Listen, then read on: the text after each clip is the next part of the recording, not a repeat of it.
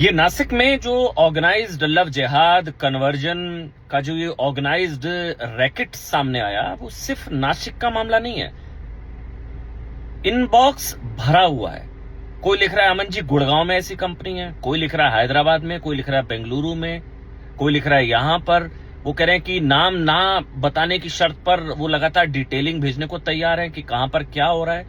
कुल मिलाकर ये सिर्फ नासिक का मामला नहीं है।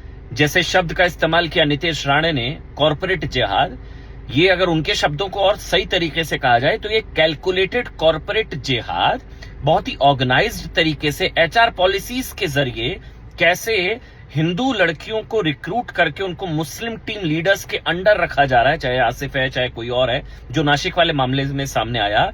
लगातार फेसबुक पर, इंस्टा पर, ट्विटर पर लोग लिख रहे हैं कि ये यहां पर भी है, यहां पर भी है। वो कह रहे हैं उनकी आवाज उठाना इसलिए मुश्किल होता है उनको क्योंकि उनकी नौकरी पर खतरा हो जाता है। एक ट्रैप बिछाया जाता है कि ट्रैप के जरिए ट्रिप्स पर ले जाया जाता है, कॉर्पोरेट आउटिंग्स के नाम पर उनको बाहर ले जाया जाता है, रिजॉर्ट्स में ले जाया जाता है, जगह जगह ले जाया जाता है। फिर वहां पर ये खतरनाक खेल होता है।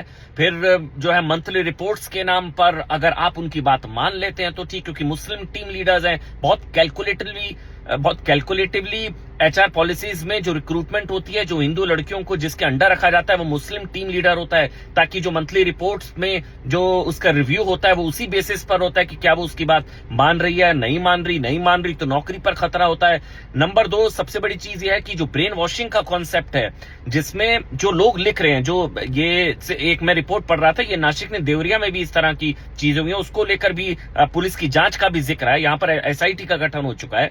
कुल मिलाकर सिर्फ नासिक नहीं साहब, ये खतरे की घंटी है, खतरे की घंटी पूरे देश के लिए है। HR complicity is more dangerous. जो एचआर मिला होता है इसमें वो ज्यादा खतरनाक होता है, और ये चीज आप तक पहुंचेगी ही नहीं, क्योंकि वो बोलने पर नौकरी का खतरा है। या तो आप कबूल कर लें क्योंकि बीफ खाने के लिए मजबूर किया जा रहा है, नमाज पढ़ने के लिए मजबूर किया जा रहा है, अपनी आदतें बदलने, लिपस्टिक ना लगाने के लिए मजबूर किया जा रहा है। और ये भी रिपोर्ट्स हैं कि नासिक पुलिस ने अपनी जो रिपोर्ट है वो सारी सेंट्रल एजेंसीज को भी भेज दी है, क्योंकि ये नेशनल लेवल पर अलग अलग कंपनीज में इस तरह का कैलकुलेटेड, नीतीश के शब्दों में कहें कॉर्पोरेट जिहाद, कैलकुलेटेड कॉर्पोरेट जिहाद का बहुत ही खतरनाक खेल खेला जा रहा है।